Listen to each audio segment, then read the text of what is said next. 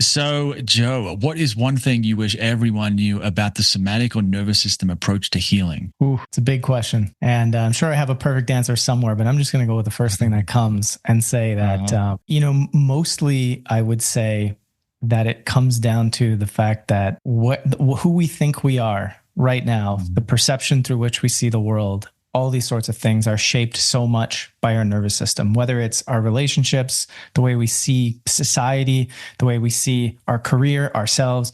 Our nervous system plays a huge role. And if we can kind of know that and look at that, we can become very curious about if we changed aspects of the way our nervous system is sort of seeing the world, which we can get into the nervous system healing part of it. How much would that change about what we think is possible, but the quality of our relationships, quality of our work, so on and so forth. And then when you expand out into a societal frame, how much would society change? And so really this kind of just stems on a lot of curiosity. If we know that the nervous system plays a massive role in how we see almost everything in our life, how we filter everything that's happening, what would change if we began to heal at that level, if we began to shift and change at that level? Mm-hmm. Okay. I like that nice little beginning there. So we'll get to that. I think that's a nice little open loop. My name is John Wood. I'm the founder of Rage Out. I'm here with Joe Martino. And obviously we're going to here to talk about the nervous system, somatic healing, nervous system healing, call it whatever you want. And I think we can just get straight into it. So I'm curious about that idea there, that the nervous system controls the perception of the world, because I've seen it in myself, whereas things shift in my relative level of activation, or, we would say sympathetic activation. We're going to be technical and use jargon, but my level of just baseline level of stress. And then I think I'm looking at the world, and what I'm really looking through is this filter of it's dangerous, I'm unsafe. And as that changes, I start to realize, what I've been seeing all this time, this last 30 years of my life, is not the world. It's been my perceptual filter that was conditioned or programmed in me from, childhood and life, really. This is what you're talking about, isn't it? Yeah. Absolutely. Yeah. Mm-hmm. And it's amazing too, because what often happens is we say, we all have our own truth. And in a way, that's correct. But there's a downside to that, is that we may not get curious about if we're misperceiving the moment, if we're misperceiving objectivity, right? And of course, that's important because we live in a shared and co-created reality with, whether it's our partner in a relationship, or whether it's at work, or whether it's in society, like we are sharing a reality, and not every single one of our realities is actually fully different. It's that it's shaped differently by some of these factors. And this is why I think it's just so important to get there, because it will bring us closer together to perceiving what the closest thing we can say to objectivity, that shared reality, is, the more we work on this level. That reminds me of a conversation I've had with a friend here in Peru. We're talking about truth. Like, what is truth? What does it mean to see? What is the true nature of reality? Yeah. And he put it really, I don't know where he got this from, or if he came up with this or someone else did, but the idea he explained was like, each of us is like, we're like truth is just what is. But if you were to perceive it completely with no filter whatsoever, you would be dead. It's like the almost the defining characteristic of the human experience is that we are a filter. And we all have a slightly different way of seeing things based on even just probably biologically or physiologically, like our eyes maybe see, like we have people who are colorblind. So we all filter the truth. And you're saying that's almost, the downside, what you're saying, but it's also the beauty of it. We all have this different way of filtering and seeing and understanding what the truth is. But it seems like what you're saying is that, and this is probably pretty relevant now with the US election, by the time this gets published, it might be a few weeks or a month or two, but with the elections, you have these people who think they're all dealing with the same thing, but they're all seeing at it from very, very different angles. And so we have all this division and anger and, imagine, well, I don't know if that's what you're referring to, but that's what comes up for me, political stuff, where it's like we're all living in that, I see the world clearly, but no one else does, not realizing that we all have our different filters that are skewing things in various ways. Yeah, it's sort of like, and this has kind of been the essence of our work for the last 15 years or so with collective evolution, is really looking at like what is shaping our perspective of the world on all the layers of being human that shape perspective. And one of the interesting things is, like you're talking about with politics, right? We have our way of seeing the world through, let's say, ideology and the things that we know that, so we've been exposed to something, that something has created a way that we see it. And then we hear somebody say something different.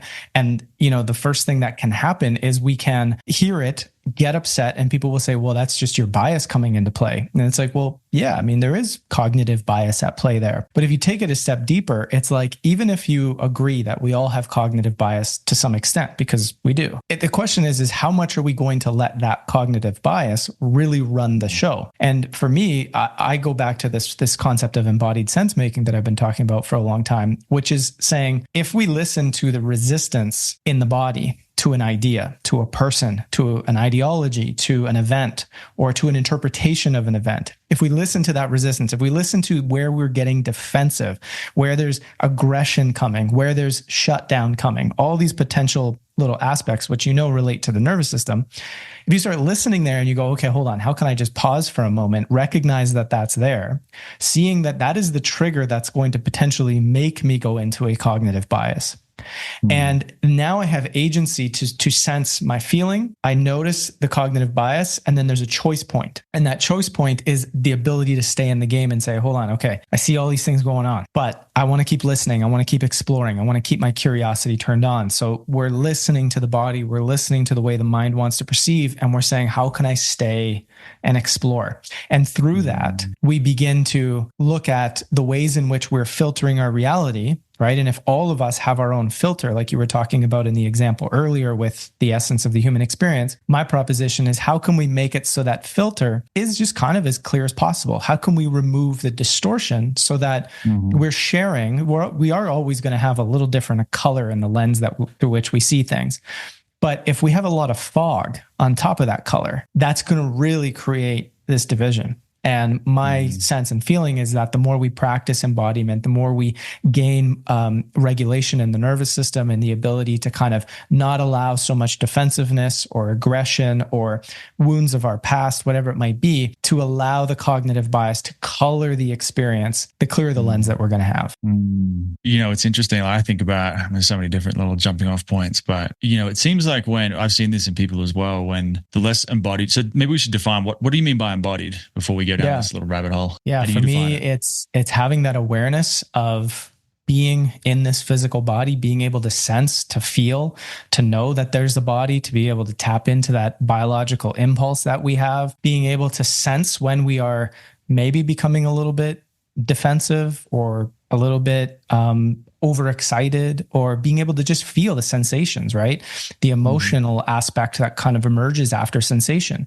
So embodiment is really, for me, it's that sense of having that good awareness and being connected to the body in that way, so that information can come to our conscious mind in a coherent way. It reminds me of have you ever met someone and you get into some kind of disagreement or argument, and this is for the listener as well, and they get angry. You're like, you sound like you're getting angry. And they're like, I'm not angry. And it's like, well, you look like you are visibly angry, unless you're just acting, which I don't think you are. You are angry right now, but you are so disembodied that you don't even realize that you're angry. So that's almost like an example of, I guess, a disembodiment, someone who's not connected. They don't know what they're feeling when they're feeling it. They might realize it later.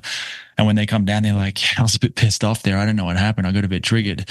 Yeah. But you're talking about knowing it in the moment. You start to get angry and you're like, whoa, like I'm feeling kind of pissed off. I read that headline or that person said that thing and I'm feeling. And as long as that activation's there, I'm not going to be seeing clearly. Is that what you're saying? It can. To have an activation of some sort, as you know, from this work, is it's a signal in it. And then sometimes we want that, right? We want to have our defensiveness or aggression come on in a healthy way, depending on the situation.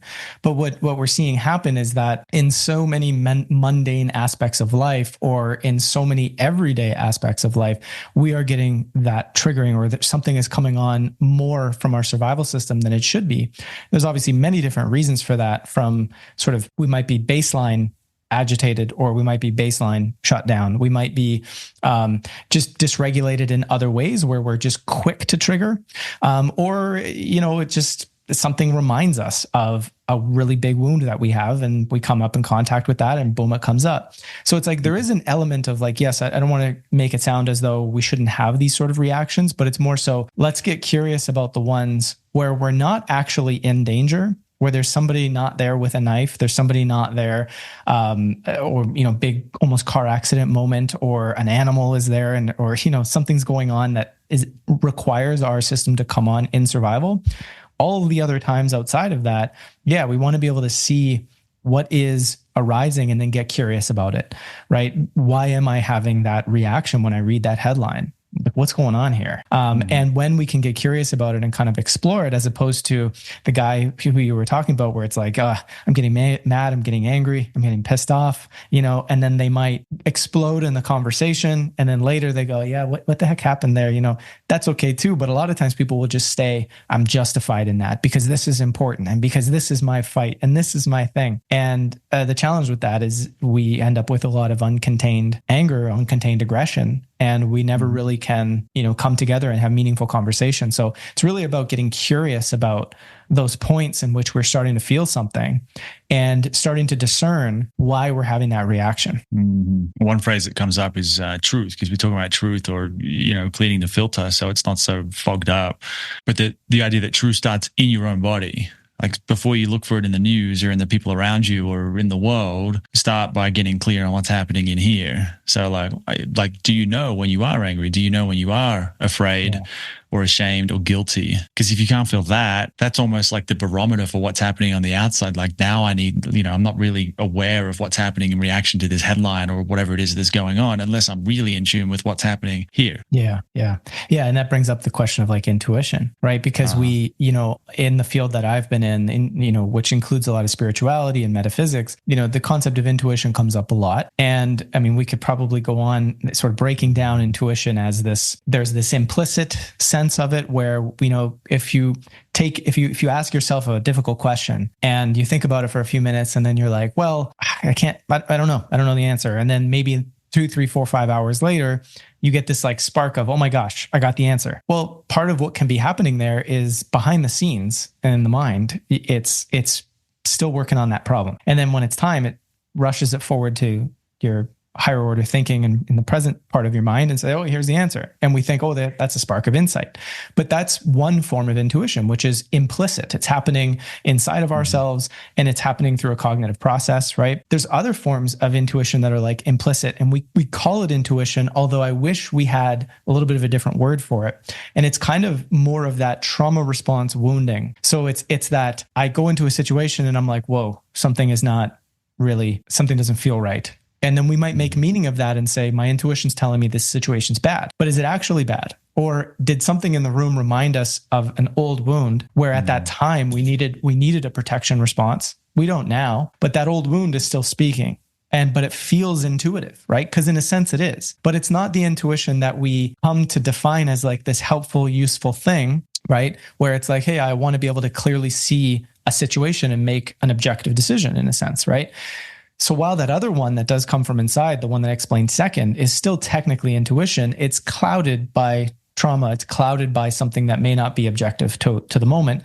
However, it's a response that comes from the nervous system and it's not trying to harm you. It's doing something good for you. It perceives, this is how stuff gets stuck in the body, right? It perceives that, hey, there might be something about this because it was in the past, right? And so this is where it's really important to discern that type of intuition, right? The what's going on there. And then, of course, we can get into the third type, if you will, of explicit intuition, which is it would be tapping into something out there, something that's not coming necessarily from inside of ourselves, but more on what we call like a psychic or energetic front. And that's another type of intuition. And the key is how, in order to discern between the different parts of these and what's going on, requires a great sense of being able to listen to ourselves, being curious, knowing how to sit with what feels uncomfortable sometimes, and just kind of really attuning to the frequency of the different possibilities, right? And this is very not woo-woo. It's a skill that you build, right? It's something that you gain. It's clarity that you gain from, doing this kind of work. Mm-hmm. I mean, it reminds me of some of the stuff I've gone through where exactly what you said, where it's like that middle type, the second type of intuition where I'm like, okay, like, yeah, I'm picking up on something, but is this like a true thing or is this just my own stuff? And it's a real practice to feel into it, to kind of get used to it, where sometimes, and I guess that's the filtering. It's like we're calibrating because of what we've been through. We're like, might be, for me, I can be a bit hypervigilant, bit OCD, a bit on edge, but it's miscalibrated to a lot of the situations that I'm in. And so I realized that, and so I'm quite aware of it now. But now now what I see is like, because so much feels unsafe, just like it's not like intense or panic attack anxiety. It's more like a low level like a low hum that's just always there, that just seems normal because it's always been there for as long as I can remember. But because of that, in some ways, everything feels dangerous. And so then I then start readjusting probably with my mind. It's like, oh, well, it thinks the tap is dangerous because I got to turn the tap off and make sure the fridge is shut and all these different things. So then I start recalibrating in the other direction, going, okay, well, obviously some of that stuff's not actually dangerous, but then there'll be something that is dangerous where I'm like, yeah, it's probably not dangerous. Like, I'm not sure, is that the first type of intuition, or is that my OCD, the part of me that's just afraid of everything coming up? And it's been such a process. I mean, better at it now, but it's still a process, still working through this, where it's like trying to get those two things lined up so that when there is unsafety, I perceive unsafety.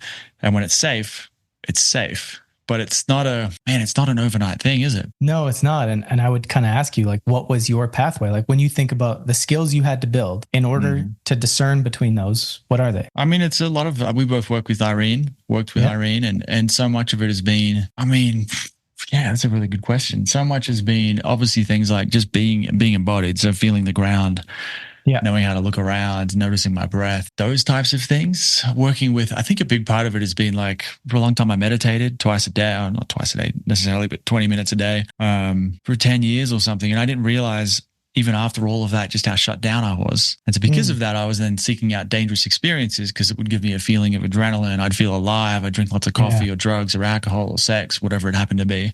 And so, I mean, it's really been that process of education on the nervous system. Why, we've mentioned some of these words like shutdown, collapse, or sympathetic.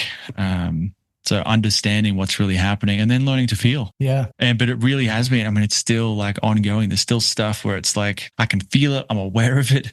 I know sort of what's like happening emotionally because I get waves of it that come out, but it doesn't all just come out in one go. It's like, you get a bit and then it's like an integration, get a bit and then an integration. And so I wish it was just like sometimes I'm like, man, why does this have to be such a process?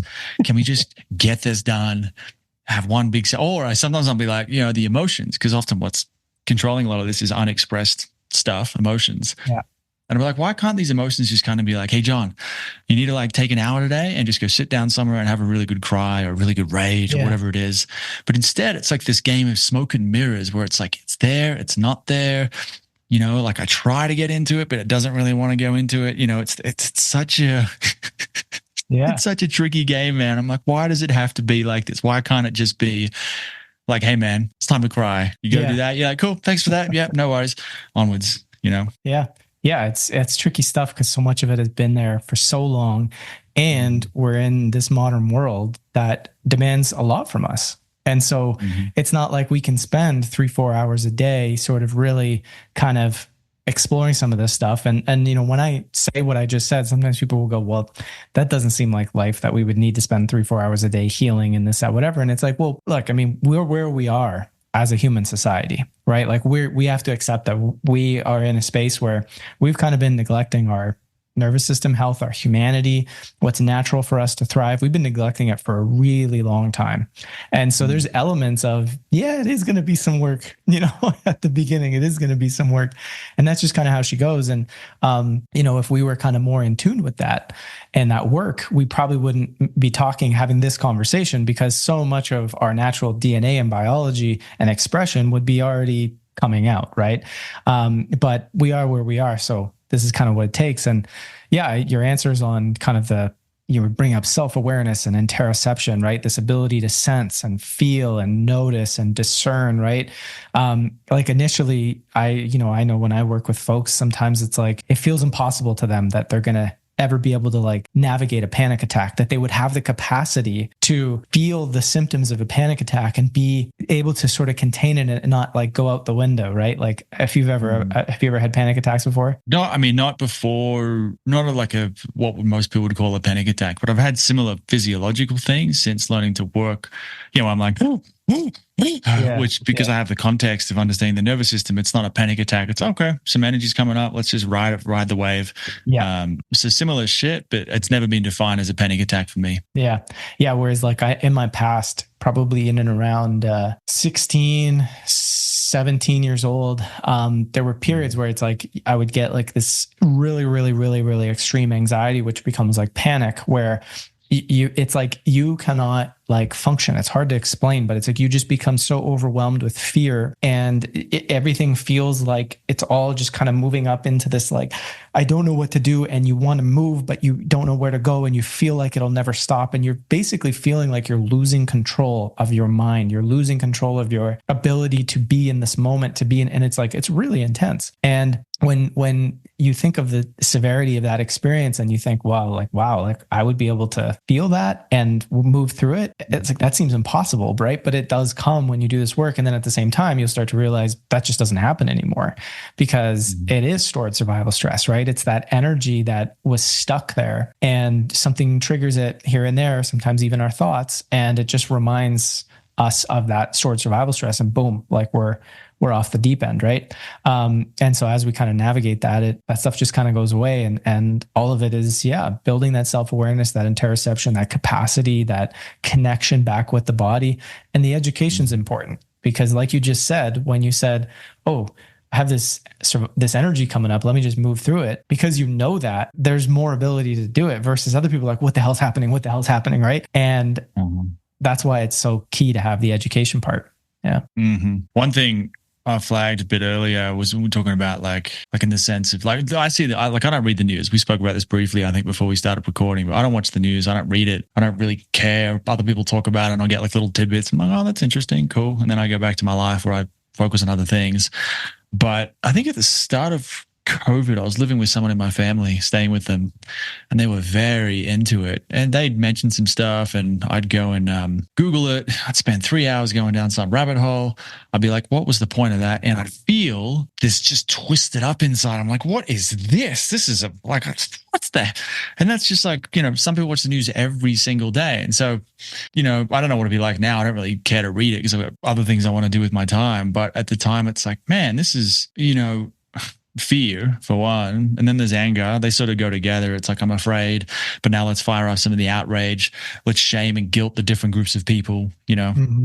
There's that victim, persecutor, rescuer thing going on in all these political things. And what's been so interesting to me is to see just how easy it is to manipulate people when they're not connected into this stuff. If you're not aware when you're angry, you're not aware when you're afraid, you're not aware of how the news, often politicians, any probably group with some kind of agenda that has something to benefit or gain from controlling people, they use all this stuff. And we do it at like in a micro level. It happens in like parents to children or a romantic relationship. And how I see the news now is it's like the same stuff, the same dynamic of control and manipulation through emotions.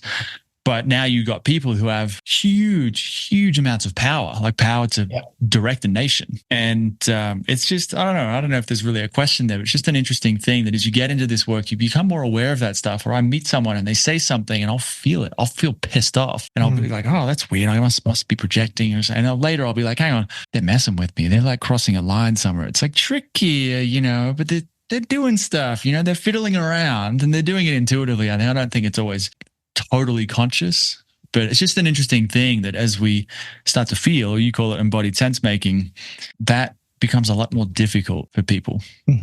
Yeah. And I think the being sort of connected to the sort of the news sphere of things to some extent for the last 15 years, doing the work that I do, which as just a brief background, like I got into, doing collective evolution in 2009 because I just wanted to do something to make the world a better place. Like what I mean by that is I felt that humanity on a societal level was capable of thriving and capable of being better. And I'd look at all these challenges and problems like many of us do. And you'd go, wait, I don't understand. Why can't we feed everybody? Like, why can't we house everybody? Right. And, of course, there's a lot of why the world works and this is how it works. And this is how systems are designed. And this is what geopolitical advantageous actions are and why people do this and why they do that. You start to learn all that.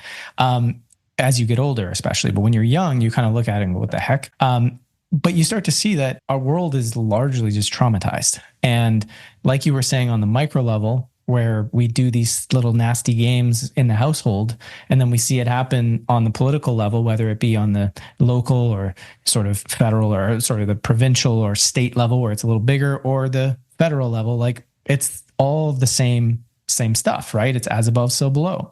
And this is the one of the big challenges is like you have people recognizing that we have trauma as individuals, but we're terrified to admit that the same stuff is happening at the upper levels.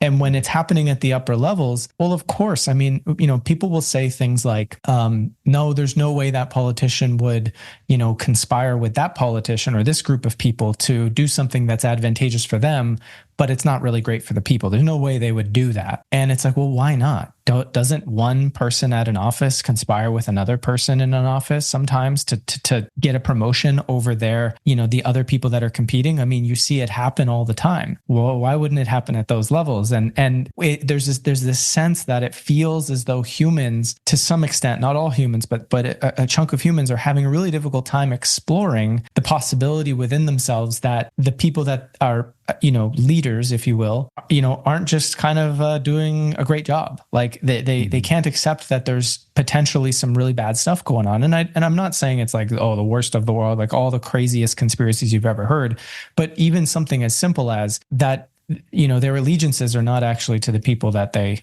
govern, that people can't accept that sometimes. And the question is, what's in the way, right? And what stops us from doing that? And that's one element of embodied sense making. The other quick thing I wanted to just quickly touch on that you said was this way of, we look at the news and we might feel all twisted and we might feel all triggered and we might feel these different things. And sometimes absolutely. And, what has often come up over the last 15 years for me being in this space a lot is part of a mission of our company was to redefine the way news and media was told, which was to say, how do we talk about subjects, the shadow of society, if you will? Like we know we have individual shadow. Why wouldn't we have shadow as a society? But how do we talk about shadow as a society in a way that integrates it, in a way that has a healthier orientation towards it versus this like angry, we got to fight, we got to defeat, we got to this, we got to that, which is kind of the old way that produces a lot of the same results. And what we found, and we did a big research survey on this after about 10 or so years of doing our work, we surveyed over 1,500 people in our audience to see how the way we did our work was impacting the way they felt. Were they still able to make sense of the world? Were they able to have better conversations? Were they feeling less worn out and blah, blah, blah, all this kind of jazz? And the answer was yes on all of those. Overwhelmingly, people were having a very different experience as to how they were taking in the world based on the way we were talking about it. And so there's an element there where we could be doing news and media in a way that is much wiser. And we don't, though, as a culture. For many reasons. We can go back to trauma a little bit. We can go back to, just the agenda of whoever is doing and saying what they're saying. But ultimately, we've always presented this idea that if we have capacity as people, if we're, pretty solid, we should actually be triggered less by what it is that we read and see in the media. It doesn't mean that we should accept a really intense killing of a whole bunch of people in a country by another country and just not feel anything, because it would be healthy to feel something. But on the more everyday scale, we shouldn't be so kind of worn out by taking in a bit of news and media. That's our suggestion. And if we are, there's something interesting to look at in either the way it's being presented or in also the way we're perceiving it and what's going on within ourselves. Mm-hmm. I mean, the argument I've heard against the news, I mean, there's a few. Like part of it is like I mentioned before we started talking, where it's like if I can't do anything about it, I'm wasting my energy worrying about it, getting mad about it, getting upset, like whatever it is. So that's part of it. And then the second thing is I think about like we spent most of our history as humans without the internet, without telephones, without mail. We would have known our small tribe of, I don't know how many people, it might have been 100 people. And there were threats and things, bad things that would happen, but you'd only really know about the stuff that happened within that tiny little group of people, maybe, the tribe over or something. This is even pre-agricultural. And so our brains, to me, are wired. This makes sense, so much sense to me. They're wired in that way. We were never developed. We didn't evolve to be able to take in the monstrous, just the insane number of shit that happens around the world every day, whether it's, the stuff in like all the wars. I don't know much about it because I don't read the news, but the stuff in Russia and Ukraine or the stuff in Israel, like it's like, if like rewind 10,000 years, that could be happening and I'd be in my jungle completely oblivious. Yeah. And in some ways, it's like the only thing that's changed is I can't do anything about that. I can tell people about it and make them upset too, but I can't do anything about it. And so I guess that's sort of my philosophy is like, there's no, like I could get upset about it, but I could also get upset about put my, energy into, well, I can go and exercise today. I can go and say build my own business, which is teaching people how to do exactly what we're talking here. So I can put my energy into that, and then that can actually shift the global energetic grid. Sounds a bit, but you know what I mean, right? To try and make an impact in a way that makes sense. Yeah, the field. That's how I think about it. Yeah. What do you think about that sort of? I think that's a totally reasonable way to look at it, because one of the elements that we talk about too in our work is it's really important to know what you have control over and what you don't. And to understand that if you take something in that you have no control over, to understand that the control you have, and what I mean by control is the control you have to end it or do something right now that will actually make the impact now. When you realize that control is not there, and you can embody that, which is to say now your nervous system responds to that reality, there should be a settling effect. You may not like still what you're seeing out there, and that's okay, but there should be a settling effect. And when that's there, you can then say, okay, this is a problem that's going to take a long time to solve, even if I were to take it on as something that I'm passionate about wanting to change. And so this is where you kind of get activism, right? And when you have embodied activism, I just made that up as I go. I don't know if anybody's ever talked about that, but the idea is to say, if you have embodied activism, it would be, all right, we have this thing we're working towards. It doesn't serve us to be in rah-rah, we got to fix this right this second and be all survivally oriented constantly, because we'll burn out. So how do we stay grounded? How do we stay healthy within our nervous system and still move towards creating awareness, trying to get people engaged, whatever it might be that's useful to that directive to move towards solving something, right? And there's always going to be some people in the world that's what they're passionate about and they'll do that, right? And that we as individuals kind of have to go to what we're passionate about, and that's okay. And that it's not like, oh, well, because you're not talking about this, you're bad, right? It's like, we can't all talk about the exact same thing, right? And so there's elements of, there's wiser ways to approach so many of these things, still get them done. And this is kind of what our research survey showed is that there's a different way of doing media. There's a different way of informing yourself where you don't have to be all hopped up on survival energy and stress all the time. And yet you can still be informed, and you can be informed about what it is that you feel is important. But going back to the bit about our brains being sort of evolved for more of a closer, tight-knit tribal community, and not this global, we have this massive computer in our pocket that can tell us about everything going on. I agree with that. And so the question is, and this is what I always wrestle with, and I don't know the answer, but I'm going to kind of talk about it, and I'd love to hear your thoughts too. But it's like, this is our moment, right? Technology is not going away. Things like AI is not going away. Our global connection is going to be there. I think there are some opportunities down the line to sort of redesign the way societies kind of function to some extent to be more local, so that the importance of something elsewhere is not so globally tied. Meaning, if somebody is having a conflict over here, it's not like, oh my gosh, now all production around that thing is going to be problematic, and now we're going to suffer and not have the things we need, right? That's kind of what globalization did, is it created a reliance on each other. So we're so in tune with each other because we are affected by each other in some way. And so I think there is an opportunity for that. But at the same time, it's like, I keep feeling like we need to grow our capacity to sort of sense into something a little larger than that smaller tribe. Right. I'm not saying we need to know everything all at once, the whole world all at once, but I'm like, okay, how do we sense into the fact that we're here? We have this much connection, and how do we work with it in a healthy way? How do we orient towards it in a healthy way? How do we design subsystems that help us do that? Because we do need to steward this earth. And part of stewarding the earth and stewarding our collective society is having some communication with other people, because we now have technology where somebody can do something over there and it can really affect everybody, right? So there's got to be a sense of being able to steward things. How much do we actually need to know? I mean, I don't know. Again, this is an evolving conversation, but there's a sense of something's challenging us to grow that capacity and to become wiser about how we do it, versus just bringing this kind of classic like newsfeed way where it just shows us everything and we're all just like, and that's kind of the thought that goes through my mind. I mean, for me, it's been like, I've worked a lot with psychedelics and plant medicines. It's more come, I think, with that. It comes through the feeling sometimes with the somatic and the nervous system work too, but certainly been quite of a powerful sense with like the plants of like just seeing so much. Like trauma to me is like, you got these like I guess like what's a metaphor? Like in a computer, you've got your operating system of Mac, or Windows of like the OS, but then underneath that, you've got say DOS, like it was a Windows thing, and then underneath that, you've got the hardware. And it seems like so many people are dealing with the operating system, like the surface level stuff. And to me, the nervous system, or the idea of trauma, which is not the event, to clarify that, it's just stored stress that's been unprocessed. So like tears that you haven't cried, for example.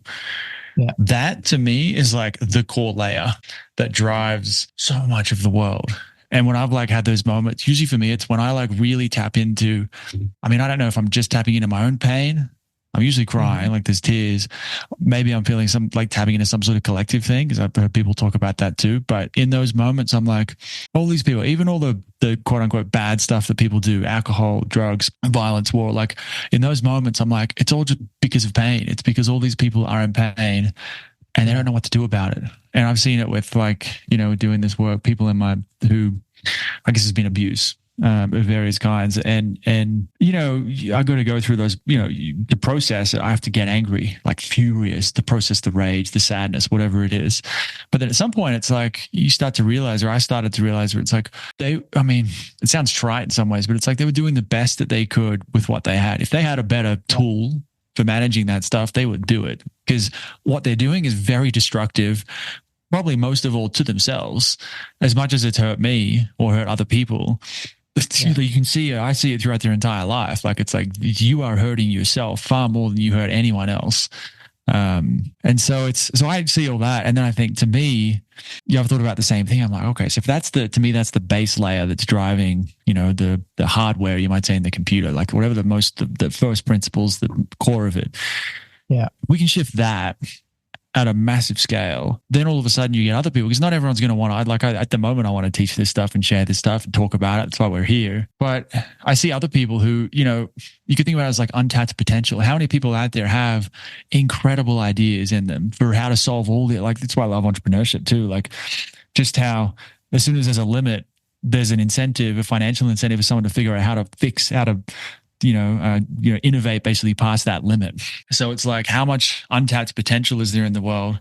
If people were less concerned with all the trauma of the past, you free up all that energy, because it becomes life force, right? So you free that up, and then you see, I imagine there's all kinds of solutions that are just not available right now because we haven't opened up that horsepower, you could say, in the human system, in the human grid. Yeah. So that's kind of how the role I want to play right now anyway, is to help people learn how to do that, help them get the survival stress out of the system. But then I see a lot of those people are not necessarily going to want to teach this. They're going to have some other idea about, well, I want to do this. I want to solve this problem or that problem. And I think that creates a kind of a snowball effect. So 100%. 100%. Yeah. And I think, we have a saying in our work where it's like, we will see as much global change in the world as people have the capacity to actually process and integrate. Meaning, I think there's a collective intelligence to some extent, like a field that knows in a way, right? And I'm not saying that this is even like God or anything, but just an intelligence that knows like, hey, we can handle so much, and that things aren't going to go off the handle. And you can call this just my belief, and that's totally fair. But things are not going to go off the handle. That we're always kind of working within our collective capacity, even as chaos grows. It's a sense of saying we do have more capacity to hold that chaos. And why do I believe that? Because not only have I felt that on a more metaphysical level through transcendental type experiences, but also look at the way the individual body, I mean, this from the work on the nervous system stuff, and I know this too, your body doesn't throw shit at you that it's not ready to process. It'll keep it frozen and tight and locked away. And the more capacity that's built, okay, we'll let that one go. And then it brings it up. And then, there's more capacity. All right, we'll let that one go, right? So why wouldn't we assume, at least as a possibility, that's exactly how we function collectively? That's what I think. That's what I feel like I see in the world. Yeah. And so going back to how do you create the collective change, as you build individual capacity, that individual capacity becomes collective capacity. And that's just how she goes. And I think to some extent, you were saying something that I wanted to touch on, even just tapping into, the pain of the collective sometimes, and how pain is driving the addict, let's say, or the person who might abuse somebody and all these sorts of things, which I believe to be accurate when I understand trauma and kind of what goes on in a lot of case studies. And then you think of like, well, what happens when we see things in society where people are doing, unsavory and bad things? And it's like, well, if somebody's, let's say, performing destructive stuff like blowing shit up or killing people or doing things, we need to stop that, right? We do. But the punishment that we give creates more pain, right? Mm-hmm. And so I'm not saying it's an easy solution of what to do. I'm saying, look at what's happening. It creates more pain. So when we see more fanaticism, when we see more extremism rise after more pain is delivered, it's exactly what you would expect, right? And so here we are looking at all these challenges in the world going, well, how are we going to fix this? Well, we got to take a different approach. And there's got to be a willingness to want to start healing these divides and healing on an individual level. I'm not saying it's easy when you're talking about, really intense warlike situations, but I can't help but feel that's where we have to get, and we have to normalize that type of thing. So we're not just creating more and more of that collective pain on various groups of people. It's so interesting. Like, I think I've thought about that before too, where someone's in pain, so they go hurt some people, and then we do all these things to that person. You lock them away in a prison, there's a lot of pain in there, being away from your family, whatever it is, so creating more pain, which then if that person doesn't yet have the tools to deal with it, it'll come out, and it comes out sideways. Like, that's just the nature of, seems like just emotions, anger, sadness, fear. Like, if they're not expressed or worked with in a healthy way, they'll come out. So it's like sexual energy. Like, people talk about, I've had a lot of conversation with the friends here about this, but like, the church, religion tries to suppress sexual energy, not realizing or not maybe accepting that sexual energy is the reason we're all here. It is that powerful that it's sustained humanity for millions, billions of years, or life. And we think we're just going to, say no sex for the rest of your life because you're a priest. And it's like, it doesn't work like that. It's like the life force, the urge, it will come out in a healthy way, or it comes out sideways. It's just, and same thing with anger and fear. I've seen it you see it in people. It's like they think they're all good and they're not even aware of it. And then it comes out in these like passive aggressive statements or whatever it is. It finds a way out, but not in a healthy way. And so it just keeps that cycle going. So 100%. And, people generally have what you might call a right response to some of the things that they're seeing that are so egregious, right? Like, if you witness a terrorist attack, let's say, and you're like, man, that's absolutely terrible, we need to stop that. I'm not saying that's an incorrect response, but it's more so, okay, if we understand human biology, if we understand the nervous system, if we understand what's going on, not just within ourselves, but those people, right, that may have committed those things, after we've felt that right response, we have more wisdom to say, okay, what's the actual solution here, right? So it's because people will often say, well, you want to be empathetic or, attuned to these people who are doing terrible things. How dare you? And they're saying that from that response of, this is horrible, what just happened, right? But it's that education, it's that wisdom, it's that deeper essence of understanding kind of what's going on that creates permission space in the mind and in the being to then look at the event and say, I know, I have a better sense of what the solution actually is. And that's the upgrading, if you will, to the human condition that I think needs to happen. Mm-hmm. And this is, so you've mentioned a few times, you haven't really said what it is, but embodied sense making, which I remember reading because I went through a couple of articles on your website after going through one of Irene's. There was an interview with Irene that you did. So can you just explain, and then we'll wrap it up. What is embodied sense making if someone wanted to practice that as a bit of homework? Yeah, as a concept, the idea really is if we're making sense of our world largely through our mind and what we see and we think about things and we analyze, that's great. That's part of the process. But there is also the way we feel about something, the way we integrate those thoughts, those ideas, that meaning into our body. But also there's the wisdom of the body from the sense of, I may be trying to make sense of something and feel resistance. I may feel something that feels good about it. I may feel something that is triggering.